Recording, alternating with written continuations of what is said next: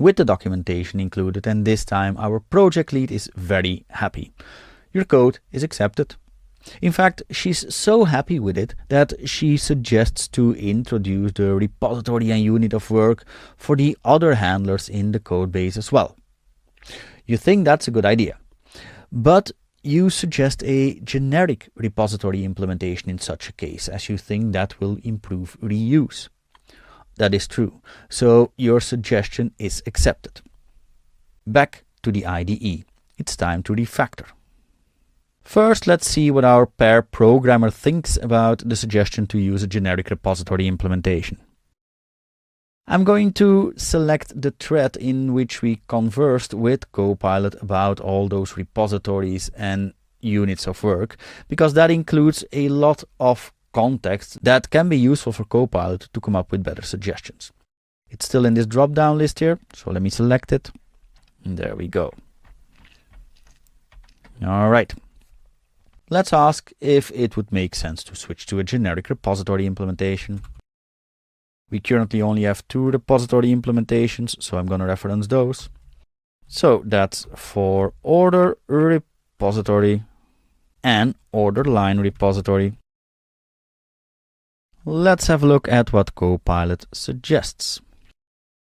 It gives us a few advantages, like code reuse, consistency, and simplified testing, but it also states that using a generic repository interface has potential drawbacks, like over-abstraction in case of a complex domain.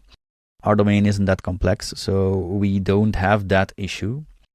Leaky abstractions, that could indeed also be the case if you start using things like specification patterns and filters that can be passed through to your repository from parts that you don't want to have influence on what's sent to the database. But that is a matter of keeping that type of code in check and avoiding that type of code, let's say.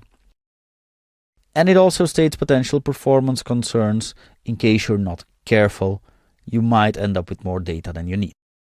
So those are things to be wary about. But all in all, I do think that the code reuse, consistency, and simplified testing advantages for our current use case outweigh the potential drawbacks. So for us, I think it makes sense to switch. Copilot actually already suggests an generic repository interface.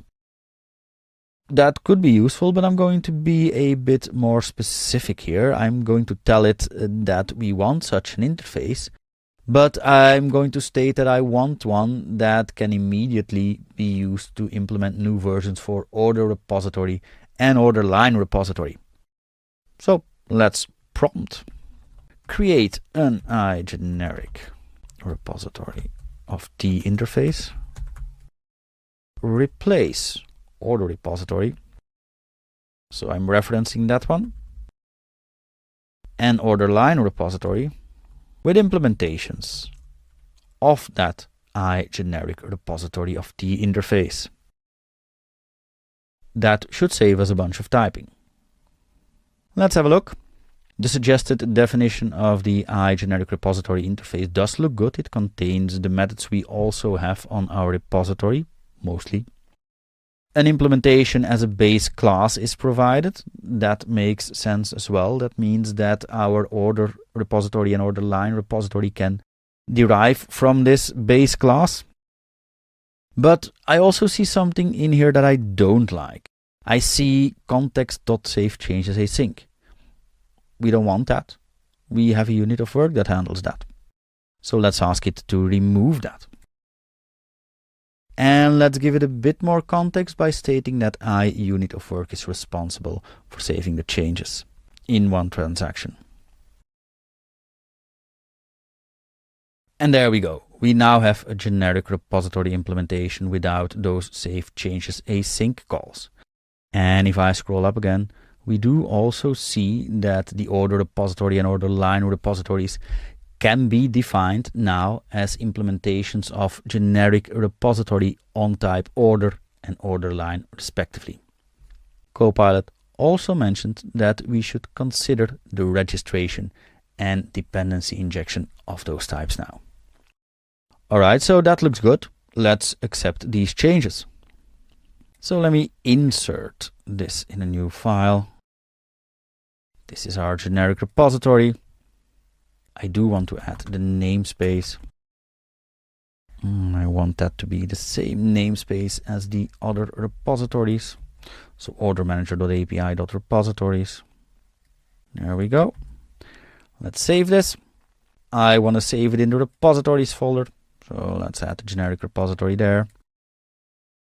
And let's add the necessary using statements. One thing I'm missing is the interface. Copilot nicely generated that for me as well. Let me scroll up a bit until I find it. And here's that interface. I'm going to insert that in a new file as well. Add the correct namespace. Save it. And there we go. We've got the interface and we've got the generic repository implementation. One more using statement. And here's my code. Now I just need to make sure that the order repository and order line repository is already placed with this. And if I remember correctly, that was just a matter of making sure that they're registered correctly as Copilot suggested. So I'm going to register an generic repository of order. That's an entity, so I need to import that namespace. And as implementation, I'm going to give it generic repository of order. There we go. And let me do the same for order line. That's it for registration. Now let's just make sure that I correctly inject these where they are needed, which is in the unit of work. So instead of an iOrder repository, I am storing an generic repository of order as order repository, and an generic repository of order line as order line repository. Now let's change the types here as well. Due to the fact that we're now dealing with a generic repository, I also have to change the actual calls into the repository. Create order async or create order line async don't exist anymore. Instead, if we peek the definition of the interface, we see that it is now simply named add async. There we go. So far for the create order with order lines unit of work. But there's more places in my code base where we are using this repository. If we have a look at the orders handlers again, we can see that in getOrders async we are still using the iOrder repository. Same for getOrder async. I can already change this one because getOrder by ID, we have a method like that on the generic implementation. So let me inject the generic repository on order here. And instead of getOrder by ID async, that is now get by ID async. That should do it. But we also run into an issue here with getOrders async. Our order repository includes a method that accepts a parameter to include the order lines or not. And that is not something we have on the generic repository. It actually cannot be handled by that generic repository. How should we solve this? Well, there are a few ways to solve this, and I do have something in my head, but one of the things I sometimes do is simply ask Copilot the question to validate what's in my head. That's also a way of working with AI. So what I want to ask now is, well, the order repository contains a method that accepts a parameter to include the order lines that cannot be handled by the generic repository. How do I solve this? It offers me two potential approaches. One is to extend the generic repository with an additional interface. In other words, we're not going to change generic repository. That's not something you want to do. But instead, we're going to create an iOrder repository interface, which contains the additional method. We're also going to add a order repository that derives from generic repository of order. So all those methods that are included on that base class will still work, but we add the methods we defined in iOrder repository. This is actually the approach that I would take, at least in this case. We also see that using the specification pattern is something that Copilot suggests. The second approach Copilot suggests is using the specification pattern. And while I believe that is a pretty good pattern if you need a lot of different filter options, ordering options, stuff like that, and you need it to be very generic and flexible, then this is definitely worth it. But for our use case, this currently looks like overkill to me. So we're not going to do that. Let's add this additional interface as Copilot suggested. So I'm going to insert the specific repository interface in a new file. Again, let's not forget the namespace. I'll just copy paste that over from the generic repository file. There we go. Here's our interface. Let me save it. And I can safely override our old iOrder repository. I don't need that anymore. And let me import the order manager.entities namespace, and our iOrder repository resolves. The next thing I needed was an implementation of this, so an order repository. The code for that is in here as well. It derives from generic repository and implements iOrder repository. So let me insert that in a new file as well. Again, let me add the namespace. Let's save this. I will simply override the existing order repository. There we go. And let me inject what else is needed. A few using statements and the order manager DB context.